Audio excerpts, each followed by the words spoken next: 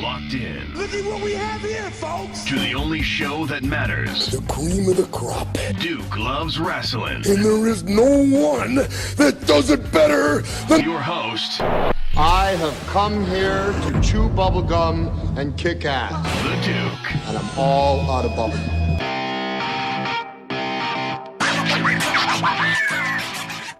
Welcome to the XFL. Gee, is he going to sound even more strangled this time around? That's right. That's right. I can't believe it. Didn't a lot of people lose a lot of money in that? Listen, the first go-around? Your president included? The nostalgia surrounding the XFL is so huge. You know, you say nostalgia, that would imply people actually watched it. They did watch it. What are you talking about? Come on, give me a break. Give me a break. They watched it, they'd still exist. If they watched it, it would still exist. It was yet another awful idea by Vince McMahon and company. Don't do that. Don't sit there and disparage the good damn name of the XFL. That's not okay. The Extreme Football the XFL is up there with such wonderful accomplishments as the Edsel and Solindra. How well it worked. Oh, whatever the hell you're talking about. Welcome back to Duke Loves Rasslin. I am the Duke, and yes, I do enjoy doing my good friend Vincent Kennedy McMahon impersonations. I'm going to keep on doing them, no matter what my illustrious co-host, the Boston bad boy, Iron Mike Pelosi, says. When Vince McMahon wants you to chip in a few bucks to buy some shares in XFL, you buying? Well, he's going to gift me some shares. He's going to gift me some shares. I hope he does, and then you'll have plenty of toilet paper lining your house for the rest of your life. Is this how we're going to start off the show? Absolutely. When you start off doing Vince McMahon impressions, there's no way this night can go anywhere but down. He's a very good friend of mine, and I've already told you that he's not happy with you. I don't know why you continue to do this. He shouldn't be happy with me because I represent everything that he isn't. I'm creative, I'm young, I'm good-looking. He's a billionaire. I know what I'm doing. He's a billionaire. You know what? As my grandfather once said, I've yet to see a Brinks truck follow a hearse. So you know what? It's not going to do him any good in the afterlife. Your grandfather was poor, wasn't he? I'm pretty sure. He was poor like the rest of us, wasn't he? Yeah. All right. But still, he knew people who were wealthy. Give me a break.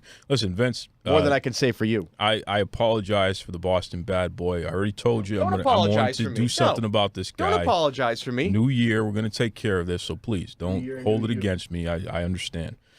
Okay. Can you move it along, please? Why do you have such a bad attitude to start off? Because I'm sitting here once again looking at you. Why don't you say something positive for a change?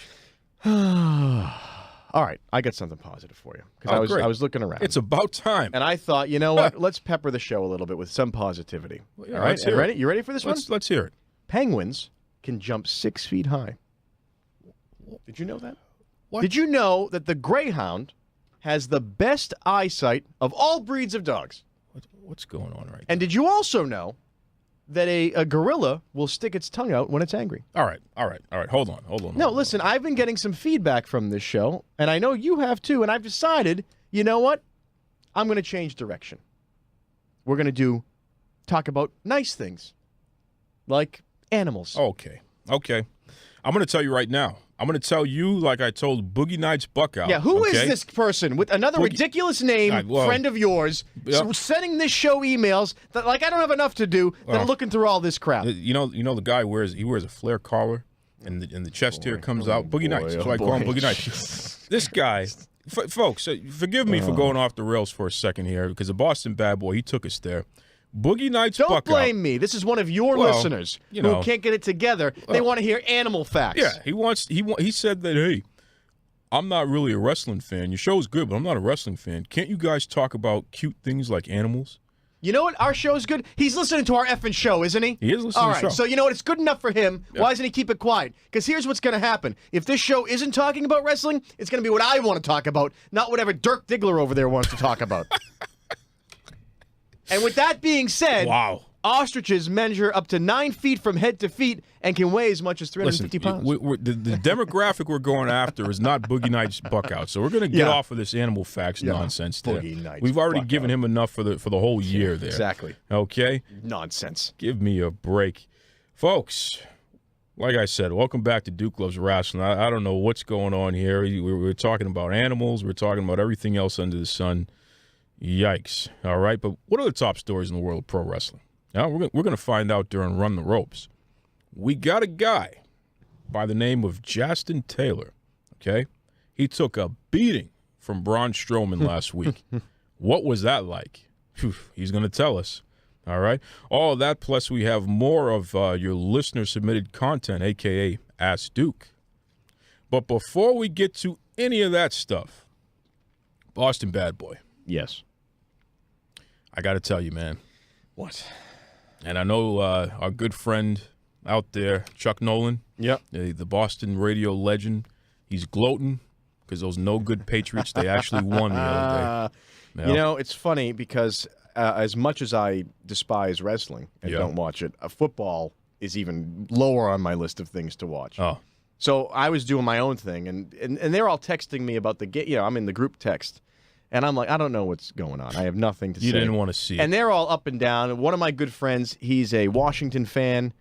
Chuck Nolan is a Patriots fan. You know, and it's first of all, the Washington fan. Talk about a fandom. I know. You can't Give me even a break. talk. You're a masochist if you're following that team. Yeah. I know enough to know it's almost as bad as following the Dallas Cowboys. Well, that being don't be said, disrespectful. that being said, the Patriots did pull out another miracle win out of their asses to make it into the Super Bowl this year against the Eagles from Philadelphia. You know what I don't like about this? And shout out to Danny Cage. He's a big Eagles fan. I already let him know that. You remember Danny Cage from the world-famous Monster Factory. If the Eagles don't win, Danny, just lose my number. But you know what I don't like about this? Everybody just swarms to my page. Oh, yeah. Well, you when do the it to Patriots yourself. get an accomplishment, they swarm to my page. You know why? Okay. You know why? Because you're a charlatan. Oh, okay. Because as much as you talk crap about the Patriots, you drink that free Dunkin' Donuts coffee. So what? Every time every time they win, you're the I'm first cheap. in line. I'm cheap. You're a coupon clipping charlatan, is what you are. So cheap. you know what? You deserve all the hell you get, and I love it. You're right. Everybody gravitates towards you because you've got it coming. Well.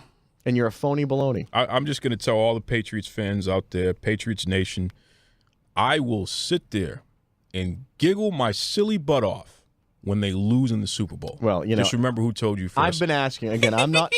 Okay, that's what it's going to sound like. Don't ever do that again. That's what it's going to sound like. Don't ever do that again. That's what it's going to sound like. I've been asking everybody I know who's a sports fan because I don't follow this that closely. Is there a chance the Patriots lose this? I mean, honestly, you're a football. Just stop. Don't give me your baloney about being a phony. You know, honestly, from a tactical standpoint, from stats-based factual, they could lose this.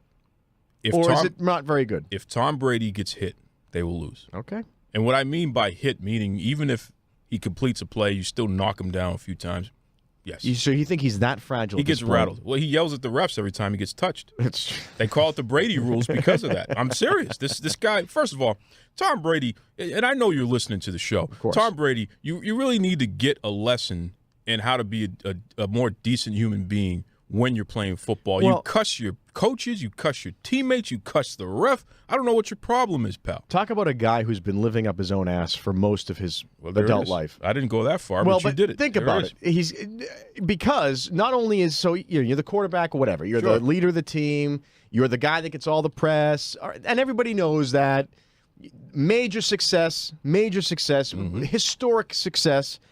But now he's doing the thing that crazy people do. He's got these gurus around him. He's isolating himself. He's turning into Howard Hughes. He's drinking like $50 water, or at least trying to sell it. I don't even understand. But then he's drinking like 7 gallons a day. Yeah. I mean, does the guy ever leave the bathroom? What is going on here? I don't know. And that wife of his, she seems pretty normal. I mean, she's a supermodel, well, she's awesome. multi-billionaire. She's awesome. Right? Yeah. You would think that someone like that would be out of touch. Absolutely. I bet she's way more normal than he is. Nope, Giselle, you can adopt me anytime. Okay, I will be one of your children. Yeah, that's right. Yeah. So Tom, I don't get the whole thing. I think eventually, right? I mean, eventually, age will catch up to him. It could be 10 years from now. I don't know. No, but it's catching up to him now. And here's the thing. Here in Boston, we're the home of the Red Sox, the curse of the Red Sox, which was broken. That was fun. You know what? It was fun when the Red Sox broke because it was this long streak, the lovable losers. But you know what? It's not. I saw somebody post something. With football, there's only, how many teams are there in the NFL? 32 teams. Yeah. If you have one team that's so dominant, you can't. It's like having a boat in a race and the boat is just 15 miles an hour faster than the boats. What is the point of all this? Well, it's not fun when the dominant team is also the cheating team, which is another ballgame. Well, I think that you might be a little bit of a conspiracy nut. Well, but I don't have to be I will say that's the truth. I will say, conspiracy or not, leadership in the NFL, Goodell, whether you like him or not a good leader, not a good organizer. Guy doesn't know what he's doing. His time is also coming to a close, and the NFL is going to need a full revamp, especially with all the CTE stuff that's happening anyway. Well, that's why the XFL is coming. Right? They're coming to save everybody. Because we know the WWE is so good with CTE. That's right. But we don't have enough time in this show to get into all of that. Give me a break. Yeah, exactly. Speaking of the WWE, since we are a pro wrestling show, I thought I'd tricked you out of it. The 25th anniversary of Raw was this past Monday night. And, it was one for the history books. Okay? Everyone from Hall of Famers Jackie Moore to Trish Stratus. Trish Stratus is looking great, by the way. X-Pac, even Jim Ross. So many others. They were on this episode here. But here's what happened, and this is where it gets kind of tricky. The WWE, they had two venues for this edition of Raw. They had one at the Manhattan Center, which is the original home of Raw, and then they did the Barclays Center. So Barclays is this huge arena, which is normal for them. Manhattan Center, not so big. It's more of an intimate center. Intimate venue. But they wanted to have the nostalgia. It's wrestling and all with that. Smell-o-vision, really, is what it is. Sure. So, listen, I got no beef with the fans who were in attendance at the Manhattan Center who were upset about the fact that they didn't get enough action there. They had to watch a screen. They could have just stayed home and done that because they spent a lot of money on tickets. But you know what really grinds my gears here, Boston? Stop saying that. Well, I'm a Family Guy fan. What do you want? What grinds my gears is these fans who get online and every single week they're complaining about Monday Night Raw. And it really just throws me for a loop because here's the problem. The WWE is experiencing its most profitable years. They got to be doing something right, okay? And you got these fans who act like they want to see Austin versus Mr. McMahon every second of the 3-hour show. That's not possible. It's not going to happen, okay? It didn't even happen back during the Attitude Era, okay? There were some dead spots there. There were some things that were just complete misses. And, of course, there were some hits. Stop with the expectations that are unreasonable, folks, okay? Sit back, enjoy the show. These are one of the most talented rosters in the history of the sport of pro wrestling. And you're just sitting there pissing all over a product that you know damn well you're sitting in front of that TV and watching every week. So make up your mind, okay? You want to change the channel? Do it. If not, stop complaining. Please. Sick of it. Sick of all of you complainers. I'm sick of everybody, including the Boston bad boy who talks trash about my good friend Vincent Kennedy McMahon. Okay? XFL is coming back, and we're going to do the right thing. Monday Night Raw is still number one, continues to do the right thing. So just sit back and enjoy. And with that said, run the ropes.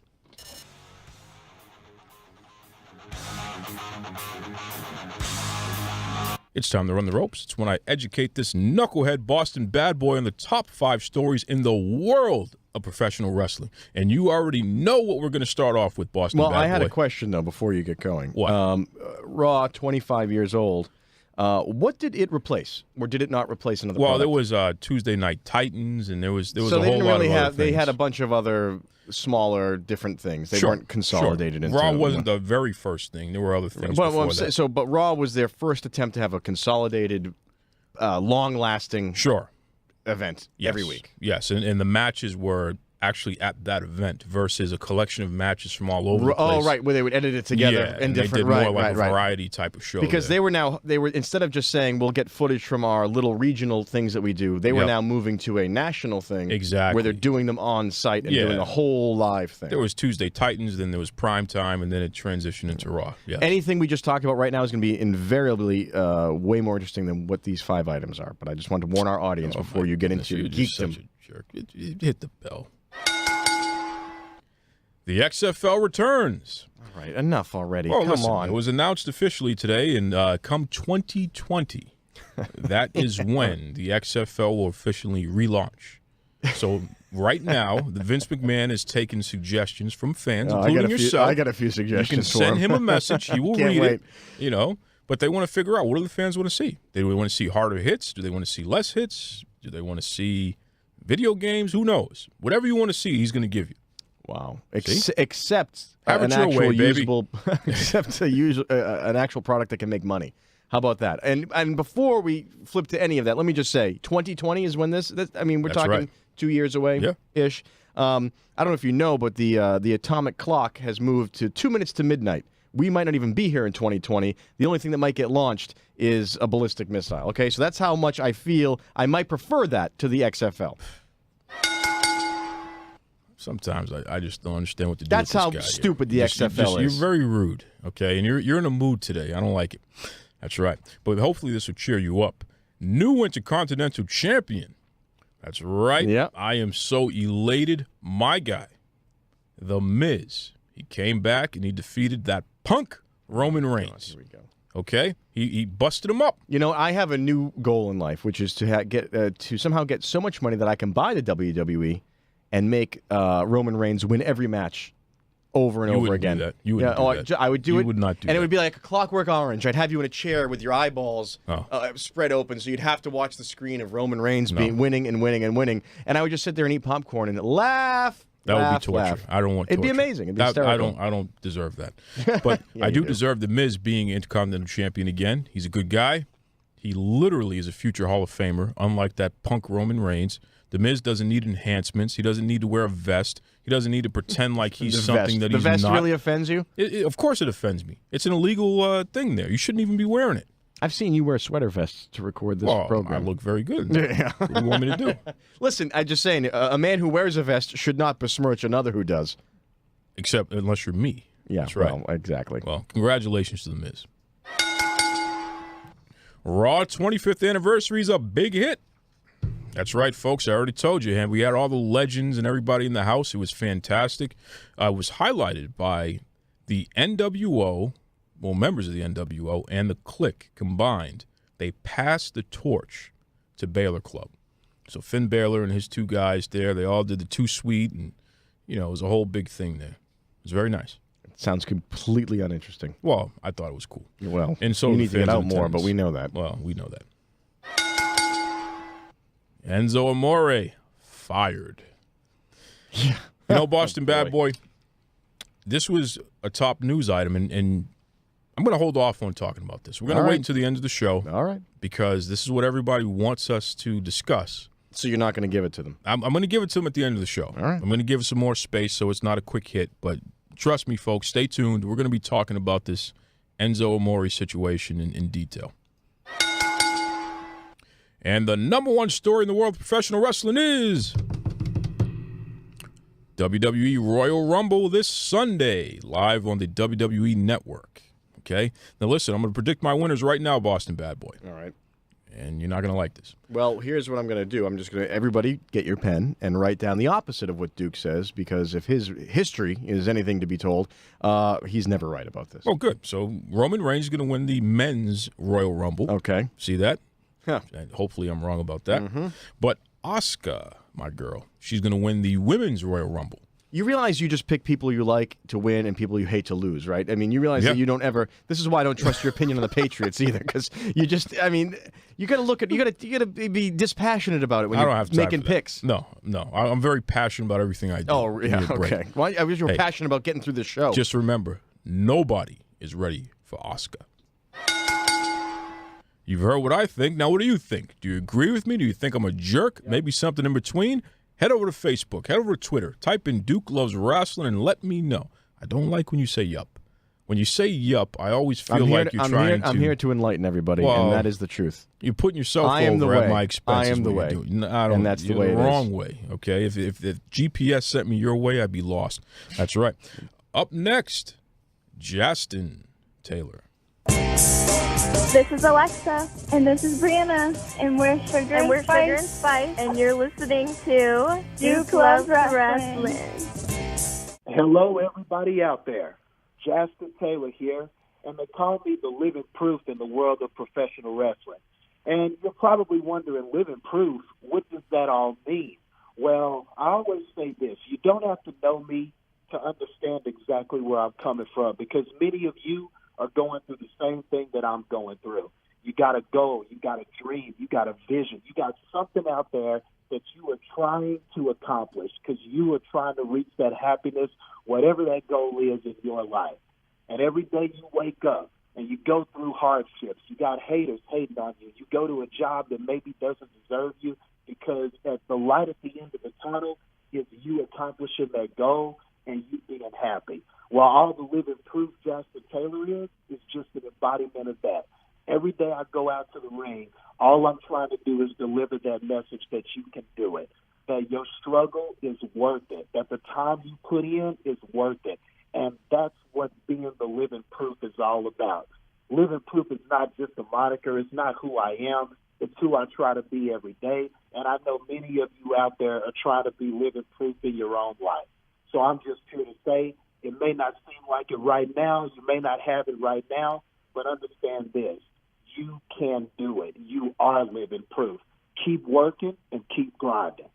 Wow. Look at that. You talk about an inspirational way to start off here, huh? You know, and that's a big change of pace from usually on this show. Yeah, we have true. something actually inspirational and someone that actually knows what they're talking about. Well, you definitely need it, Boston Bad Boy, because you're such a negative No, Nancy I need over it there. because I have to sit and look at your face for an hour a week, and it Oh, give leaves me me a feeling break. very drained. Give me So a I just break. want to thank you, Jastin, for just giving me the uplift that I needed to get through the rest of the show. You know I what? appreciate it. He's living proof that anyone can make it except for you. All right, that's You what know it's all about. Let's not waste this Yeah, man's time. That's right. Jastin Taylor, welcome to the Duke Loves Rasslin podcast.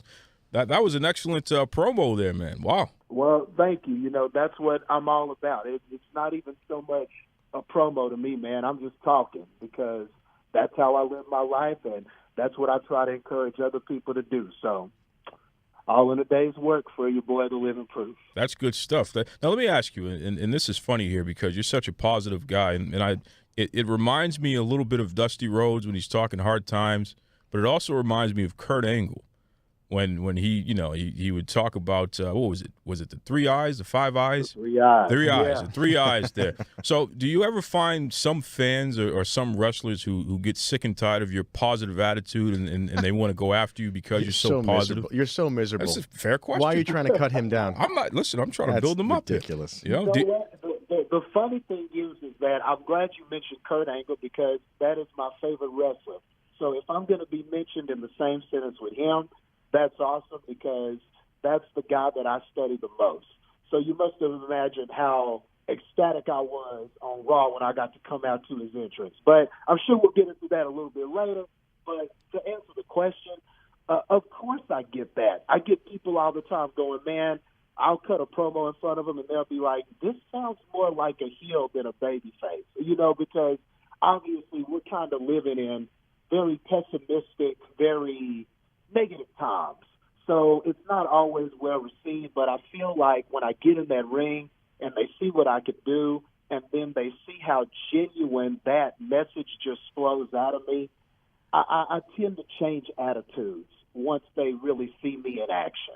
So we'll say that. It really is an amazing world we're living in when you're trying to be positive, but it doesn't catch on until you actually have to show someone proof. It's not good enough to just be positive anymore. No, let me show you how I can beat some guys up in the ring. Now do you believe me to be positive? Now you're going to follow your dreams? Exactly. That's amazing. You're going to do it now, huh? You see him? You see him? Now look at you. You don't have to be that.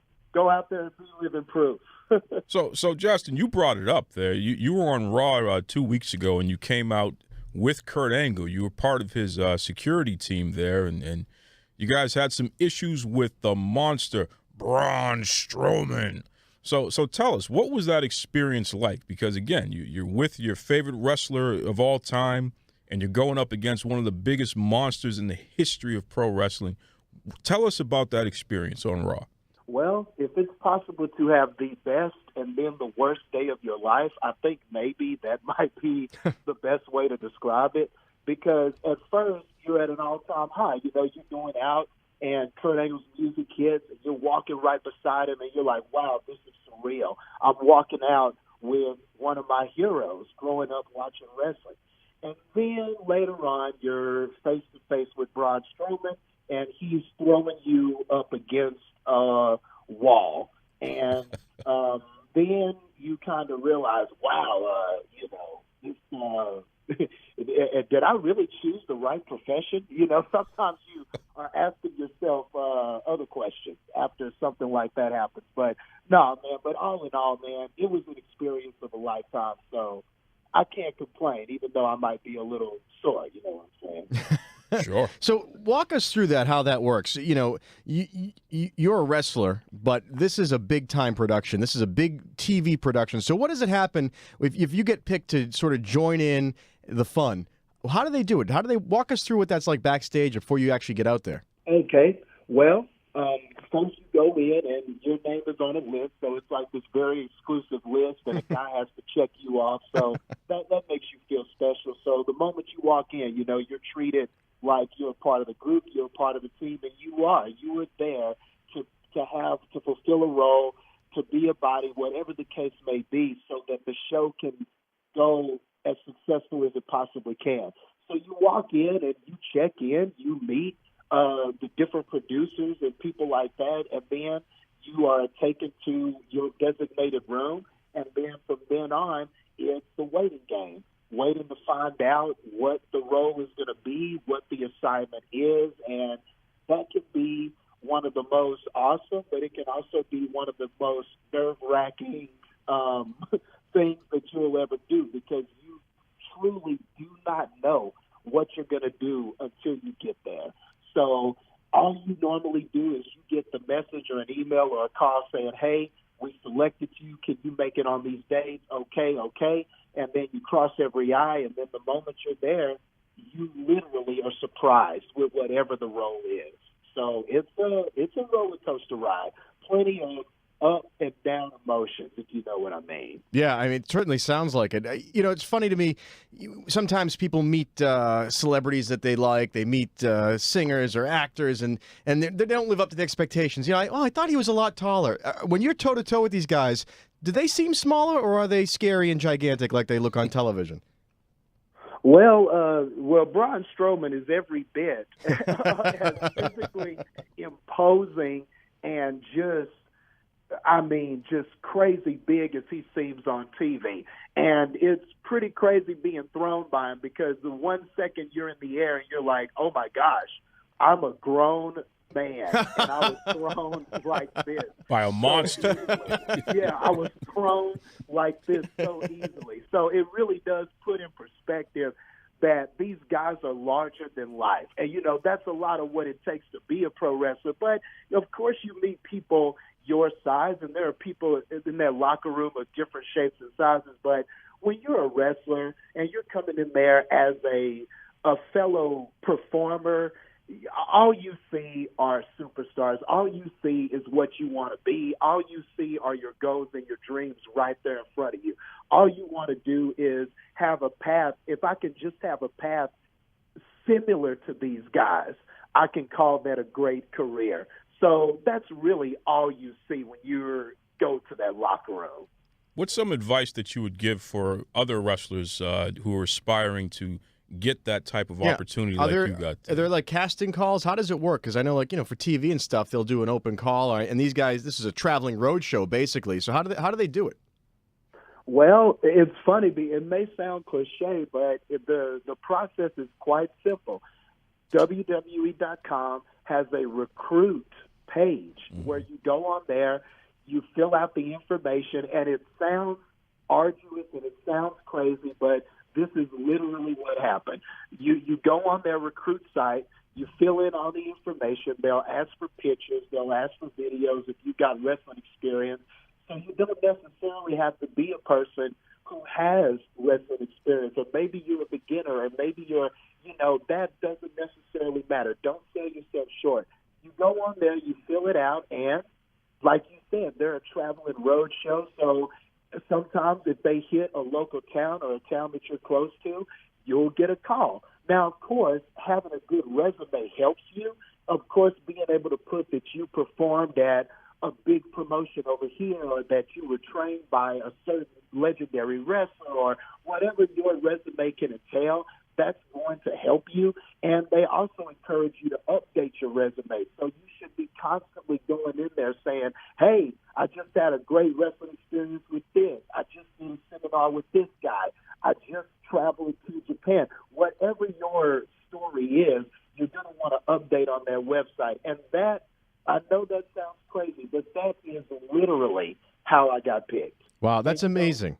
And that just gave me a great idea. I'm going to go on to the site right now, and I'm going to sign up Duke to get beaten up by Roman Reigns. I'm going to put his name in there and say prefers to be beaten senseless by Roman Reigns. And I think they're going to, and I'm going to keep on. I'm going to keep updating that resume, and I'm going to make sure he gets picked and gets thrown around like the punk he is. Roman? Oh, my God. This is the Duke talking. You know who it is, Roman Reigns. You're my arch nemesis. I take that back. It's impossible. Helicopter landed in my front yard, and this big man came out and said, can you work Raw or not? I'm sorry. Please. Let me tell you something. Roman doesn't want any part of the Duke. He knows better than that. Folks, we are talking to living proof Jastin Taylor here, one of the hottest stars on the indie scene right now, and he just appeared on not only Monday Night Raw, but also on SmackDown Live. Now, Jastin, you're a guy that's been on the indie scene for years, and especially on the Texas territory there. Who are some of the wrestlers that the average fan will recognize that you've been in the ring with? Okay. Well, I'll list off some names, and I mean these guys. I'm pretty sure the audience is not too familiar with them, so hopefully you'll recognize some of these people. But our audience is allegedly very smart. I don't believe it, but this will be a good test. This will be a good test. So you start naming names. Okay. Charlie Haas and Shelton Benjamin. I've wrestled them one-on-one matches. I've also wrestled them as a tag team, the world's greatest tag team. I've wrestled against Matt Hardy, Billy Gunn, Carlito, Chavo Guerrero, Hacksaw Jim Duggan, and the ECW man himself, Raven. Wow. So you got some Hall of Famers in there. You got former tag team champions, world champions. You've wrestled some pretty top names. And if I recognize the names, you know they're famous because I don't keep up with wrestling at all. He's going to pop for Hacksaw Jim Duggan. You know, the Boston bad boy loves Hacksaw Jim Duggan. Big fan of a good gimmick, let me tell you. So what is that? Those are the guys I've wrestled against, and the people that I've actually tagged with, teamed up with, and we beat up some guys. Jerry Lawler, X-Pac, and recently, this past November, teamed up with Scott Steiner, Big Papa Pump himself. Wow, that's it. I promise. That's a heck of a list. I like how he stopped and then continued to name drop. Just so you know, talk about a heel move. I mean, you might want to reconsider this whole babyface thing. Once again, more WWE Hall of Famers. He saved some of the best for last there. So what does that mean for a guy like you, Jastin? I mean, you have the promotion putting you in the ring with some of the biggest names in the modern history of the sport. What does that mean for you? Well, it means a lot. It means a lot, Duke, because the promotion where I did most of these battles in the ring with these guys was Old School Wrestling, OSW, and we're based out of Odessa, Texas. But it means the world to any performer, any wrestler, when a promoter trusts him to be in the ring with these guys, because it says something about your promotion. It says something about if you are trustworthy and have the skills to be able to perform on that level. So the fact that I've been called on time and time again to do the dance with these larger-than-life people is a great honor, and it's a wonderful feeling every time I step in the ring with one of them. That's good stuff there. You know, it's funny, too, Jastin. Recently, it seems there's been a surge in more wrestlers of colors getting opportunity all over the world, and especially in the WWE.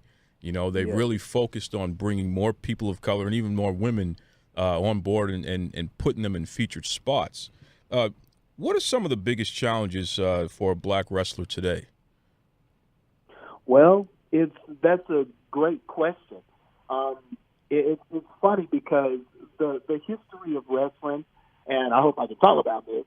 No, go right ahead, man. We're wide open here. But I believe that, especially if you're someone that's followed wrestling, you know that the history of wrestling hasn't always been great to people of color.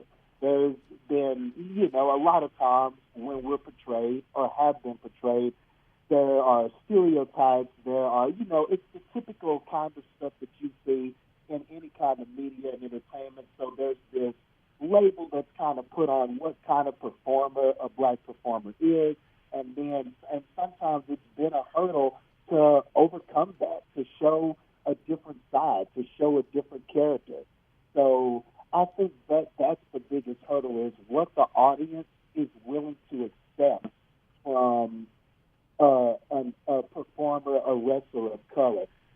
oftentimes what they envision that person to be and who that person actually is different. And wrestling is all about connecting with an audience.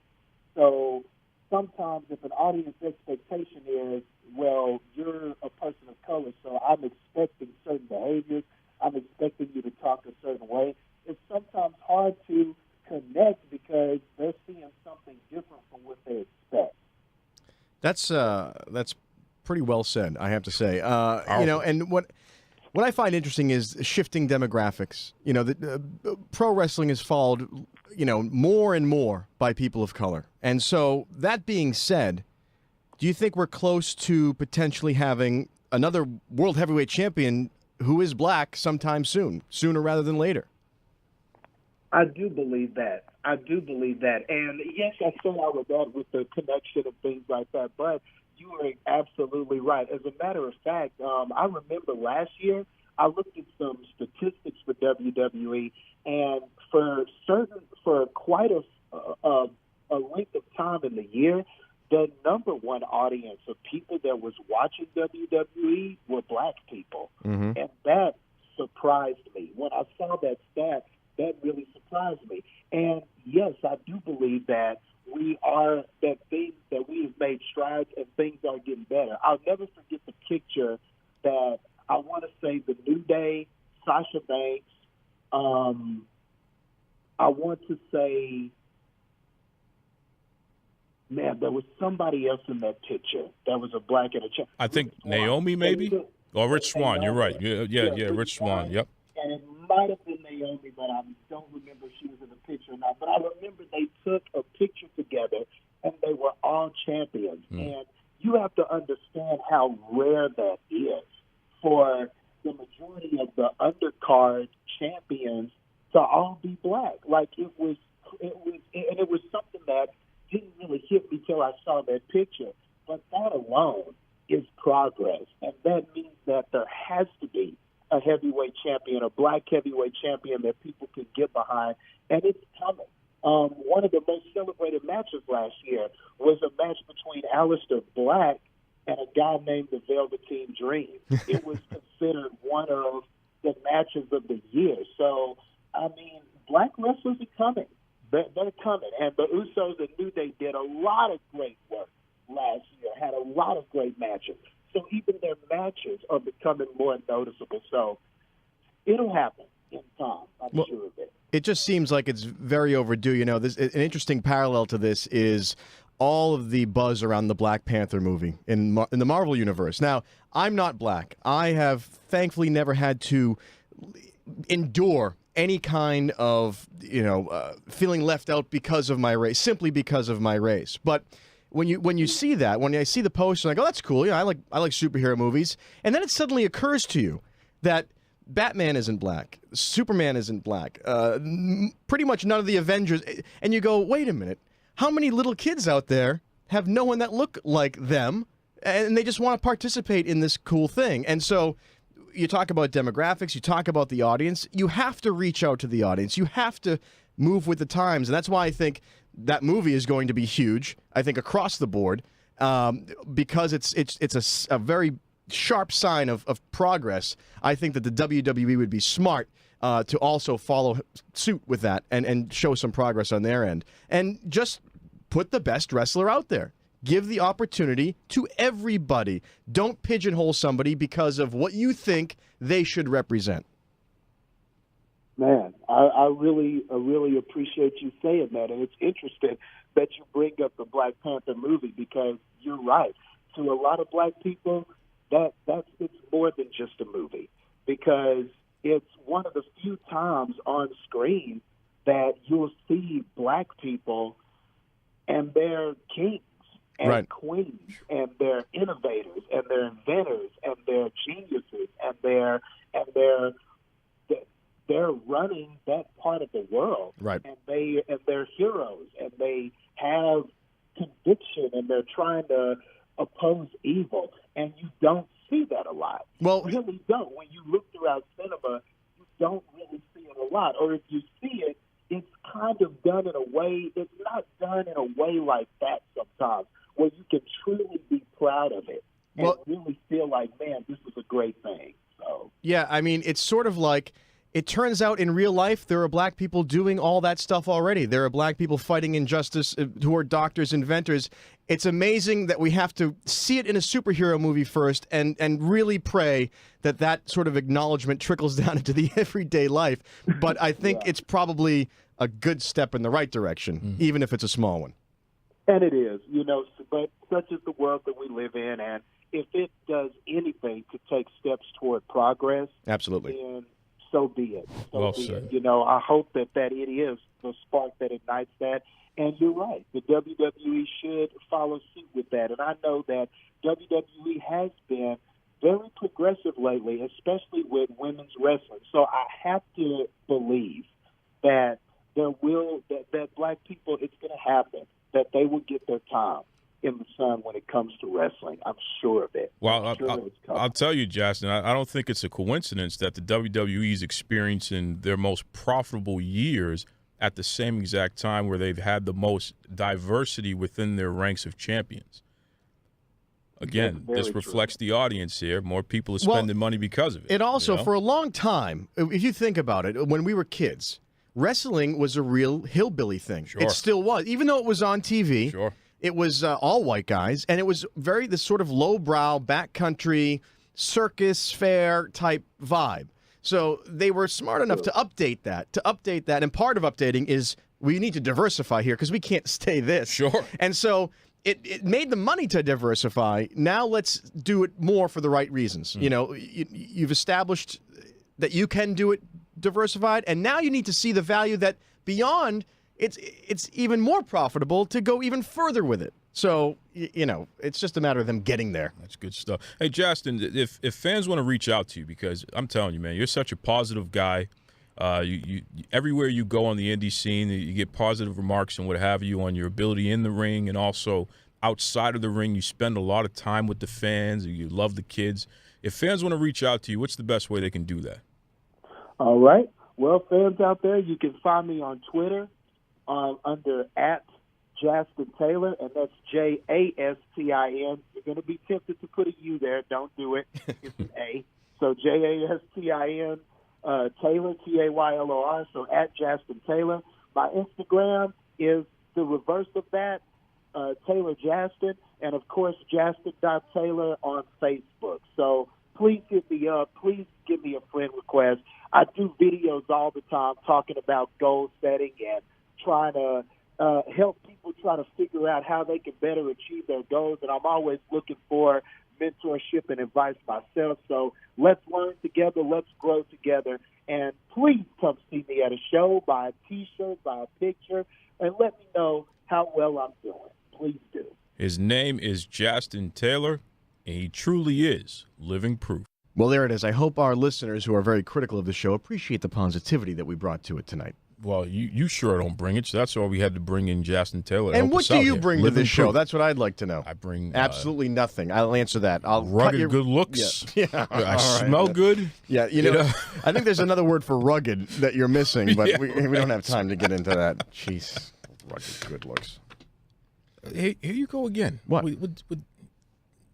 Folks, let me peel back the curtain for a second here. Jesus, here we go. Even during this great interview we just had with Jastin Taylor here, the Boston bad boy has been screwing around on the computer. Now, wait a minute. And making ridiculous faces. I want to know what's really got you so... I was checking my stock numbers. What do you think I was doing? Sure. What's got you so wound up over I was there? looking at this post, and I don't know if somebody shared it earlier today, about Paige. Now, anytime I see her come up, it catches my eye because... Here we go. Because I think she shouldn't be wrestling. But let's put that aside for the moment. Because apparently now... there's been some backlash. From what I'm reading here, during your not interesting diatribes during this show, she got, I guess, what's known as a stinger.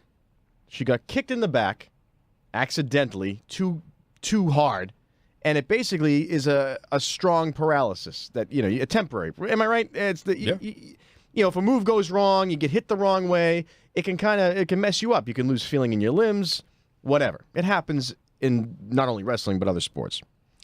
And so there's a possibility now, because of this and the severity of it, she might have problems getting cleared. Now, again, she should never have been cleared for other reasons, but let's just talk about this. Years of wear and tear on a wrestler's body can lead to the fact that they're more vulnerable to these kinds of accidents. The Stinger, for instance, that just happened, a freak accident. Yet what I'm seeing here on the internet, so many of you so-called fans who have taken to social media and are writing threatening letters to Sasha Banks and blaming her for injuring Paige, as if she did it on purpose. Are you kidding me? This is pro wrestling, and accidents happen. You know, Goldberg was on the Grand Tour, all right, last week, and he's sitting there. It's a show I like to watch, and he's doing a car segment because he's a car collector. And the host asks him, in a very British way, well, isn't wrestling fake? And Goldberg looked like he was going to rip the guy's head off, but he answered him. He said, you know what? It's predetermined, but when I go through that ring, when I take those bumps, that's real. When I get hit, that's real. When I get thrown, that's real. When I do the throwing, I really have to do it. That's part of the game. And accidents do happen. Real accidents do happen. So Paige, someone who has suffered multiple injuries in the past few years, also understands it's a freak accident. You know why? She's a professional.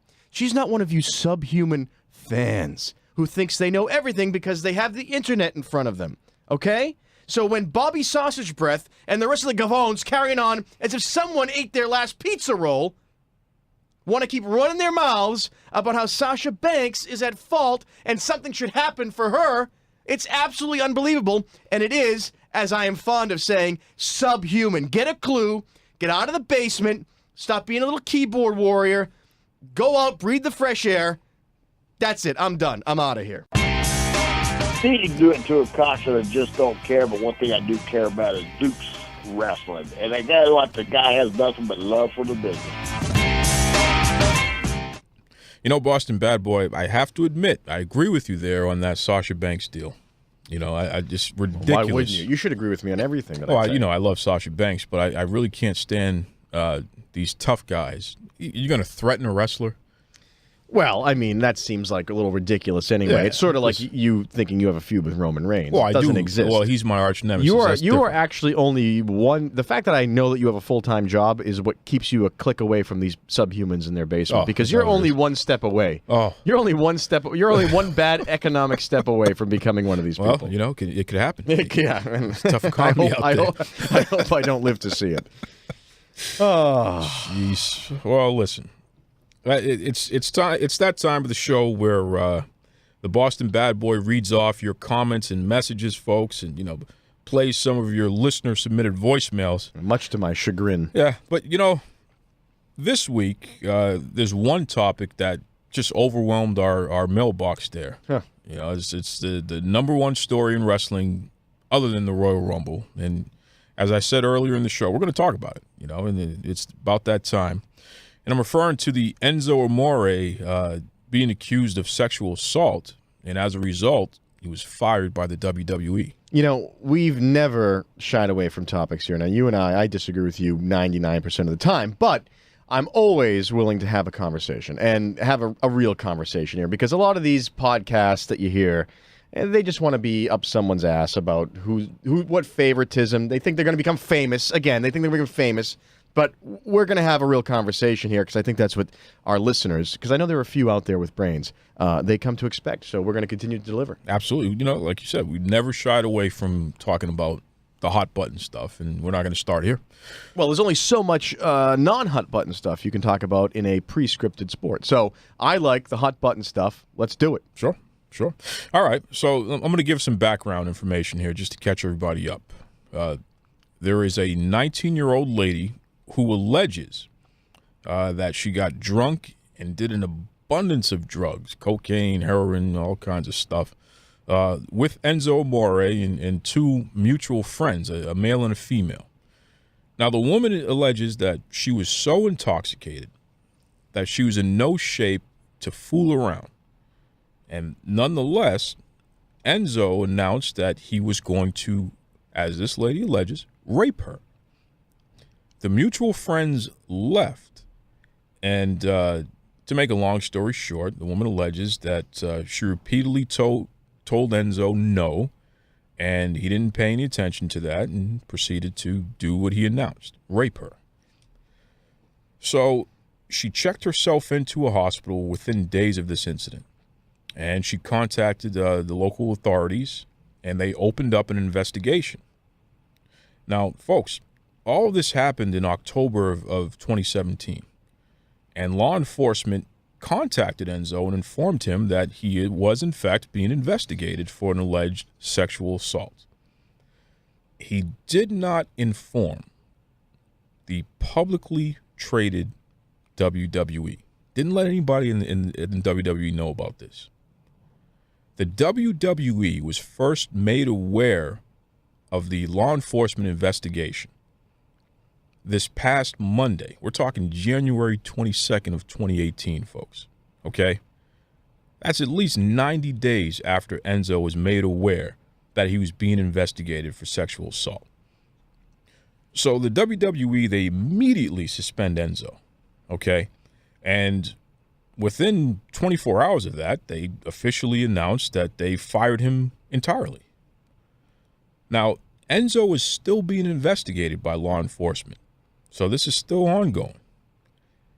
The accuser has been on TMZ, and she's posted numerous social media posts about this incident. I mean, just going into some pretty significant detail. On Enzo's side, he released a statement through his lawyer denying that, what is being characterized actually happened. Now, hey, please note, there is another person out there who claims to be a former friend of the accuser, and they showed messages, text messages, or what have you, allegedly of the accuser bragging about having relations with a famous wrestler, a.k.a. Enzo Amore. So the former friend maintains that Enzo is innocent and the accuser is making up these sexual assault charges. It's unbelievable. There's a lot of moving parts here. It blows your mind, man. Yeah. Boy, people find themselves in these horrible situations. It's crazy. It's crazy. Look. Here's what I take issue with, though. You got the incident and what have you, and the allegations, and that's all one big thing there. But there were so many third parties out there, so-called fans, internet detectives, whatever the heck they want to call themselves today. They're absolutely losing their mind, and they're saying whatever they can to discredit the accuser. Now, look, I get when folks want to defend someone that they're a fan of, in this case, Enzo. But it's gotten rather ridiculous, the way that they've attacked the character of the accuser. And what's interesting is they aren't applying the same principles to Enzo, okay? They're shining a light on her past. They're slut-shaming this young lady. They're calling her crazy, all this other crazy stuff here, right? But no one is doing the same thing to him, which is I got a problem with that. Oh, yeah. If you want to throw all the cards on the table and you want to start going back in time and looking at a person's life to see, is this possible? Are they telling the truth, et cetera, then let's do that for everybody involved.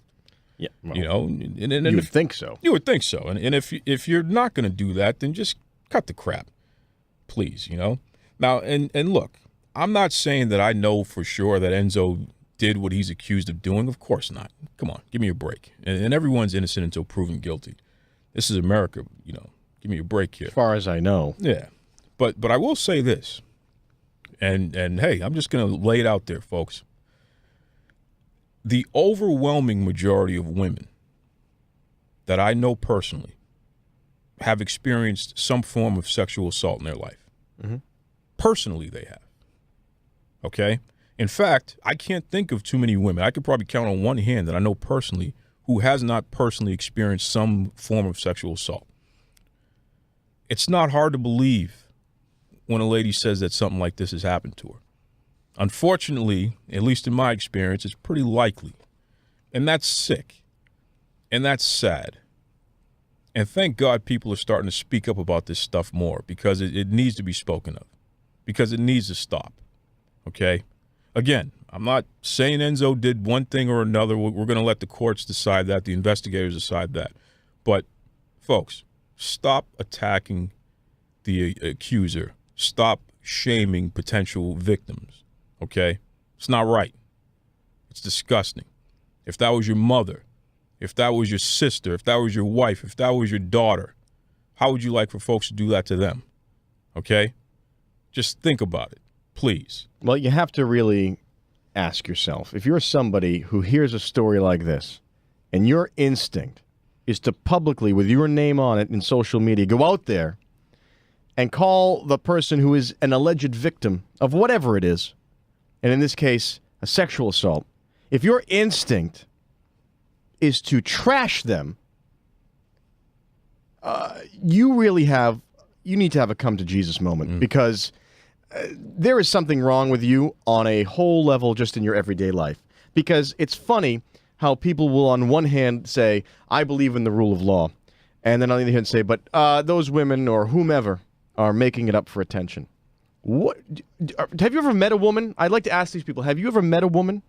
Again, I know many women. I know many women, and again, most women I know can attest to some form of harassment and, in many cases, assault at some point in their life, varying degrees, all of which are disgusting. So, if your instinct is that, if your instinct is to say, they're making it up, or they're exaggerating it, you have to go and look your mother in the eye and say, would she do that? Would she just make it up? Look your sister in the eye and say, would she just make it up for attention? Who wants that kind of attention? Who really? I mean, I guess it's feasible. It's possible. Some people do. Some people lie, but that's why we have an investigation to find out what's going on. It's not up to you, subhuman behind the keyboard, to determine what the truth is. Okay, because the truth is based on fact, and guess what? You don't have all the facts. The chances are you don't have any of the facts other than what other people have filtered to you. So it's disgusting. So you really, if any of you listening to the sound of my voice have an inkling to slut shame this young lady or to shame him without knowing any of the, without letting this investigation take its course, jumping to conclusions, you need to really take a step back and reevaluate, because you may be a subhuman. Yeah, I mean, I can't deny that. And it is interesting, too, to piggyback on what you're saying. You know, WWE, within 24 hours of getting contacted the first time by authorities, they fired this guy. Yeah, and, you know? It brings up something, and forgive me for going slightly off topic, because as much as I like to bust your chops, I do like to stay on topic when we're talking about something that is pretty broad and pretty serious. How is it that the WWE can fire Enzo within 24 hours of him being notified that he's been accused of sexual assault? And again, still an accusation. There's still an investigation going on. He has not been charged with a crime as of the recording of this show. Not yet. How can they fire him so quickly? Yet, someone like Paige, who is a multi-admitted domestic abuser, continues to collect a paycheck in the WWE after a wrist slap suspension. How does that happen? Explain that to me. Well, I mean, you're going to keep... I'll tell you something, Boston Bad Boy. You, more than probably anybody out there on any podcast that I've ever heard, you continue to go back to this point.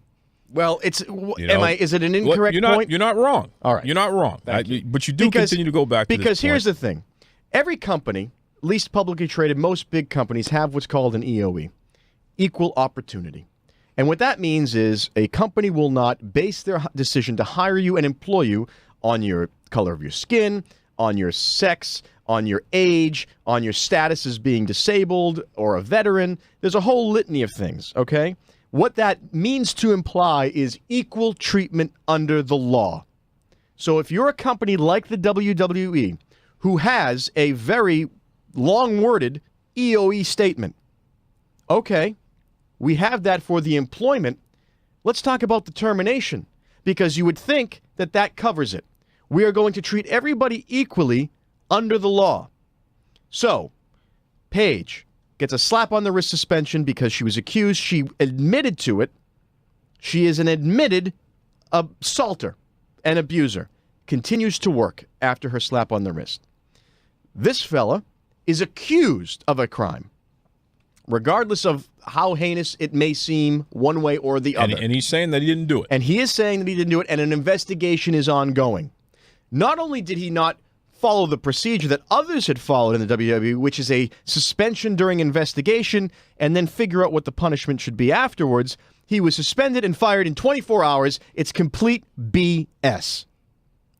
Because the WWE does not treat people equally. And it's ridiculous. Do you think they're going to give it? If he is found, and again, let me speculate here for a moment. If the investigation is concluded, and the conclusion is there was no crime, what is the WWE going to do? Are they going to rehire him? Are they going to give him back pay? Are they going to, what are you going to do? They're going to insert him into more events to make up for the ones that he missed? He was live 205 champion, am I correct? Yeah, 205 live champ. Yep. Paige admits she beats up her boyfriends. She admitted beating up on Alberto. And they let her get back in. They let her get paid. They're taking care of her. Is that fair? Is that equal treatment under the law? It's absolutely ridiculous. Again, this goes back to me saying that the WWE is part of the problem when they do stuff like this. Because there is a certain amount of privilege that is being exposed, especially in this country right now. Male privilege, white privilege, privilege of power and money. And if you're not on the side that's fixing it, if you're not on the side that's acknowledging it, and you're not helping create consequence, because that's the problem. For a lot of people, there are no consequences. And so where is their motivation to live in a society of other people? Where is there a motivation to behave like and go, you know what? Boy, my life would be a lot better if I just did the right thing. But if you can get away with it and you never have consequences, you're part of the problem. And if you're creating an ecosystem, and by allowing someone like Paige, an admitted abuser, to continue to cash a check, and a guy like our friend here, Enzo, he's out the door because of an accusation, you're in a bad ecosystem. You are part of the problem because we're talking about equality. We're talking about privilege. Why does she get the privilege of getting a paycheck? Why does she not have to answer for what she did? Is it because the WWE feels like they can make a lot more money on her? I don't know. Is it because they didn't like Enzo anyway? I don't know, but guess what? It doesn't matter because you're supposed to be equally protected when it comes to this stuff. So whatever their motivations they think they have for it, it's all going to come out in the wash. And they're setting themselves up for a lot of trouble. And it's not fair business practice, and they could get themselves in very big trouble because they're a publicly traded company. And I think it's coming. Wow. Folks, let us know what you think. Head over to Facebook, head over to Twitter, type in Duke Loves Rasslin. Let us know. Sound off on these topics here because, as you know, these are hot-button topics. It's what you asked for, and we delivered. Take it away, Tony Schiavone. This is Tony Schiavone, and we're desperately out of time on Duke Loves Rasslin. Thank you to indie wrestler, the living proof, Jastin Taylor, for joining us today. Boston Bad Boy, that was a heavy one. Well, you know, it's just like how many times do we have to have this conversation? Yeah. This country is in a very bad place right now because from the top down, the leadership is not doing anything other than to create this kind of ecosystem. The WWE should be the change. They should be more diverse. They should treat everybody equally. They should just get on the wagon.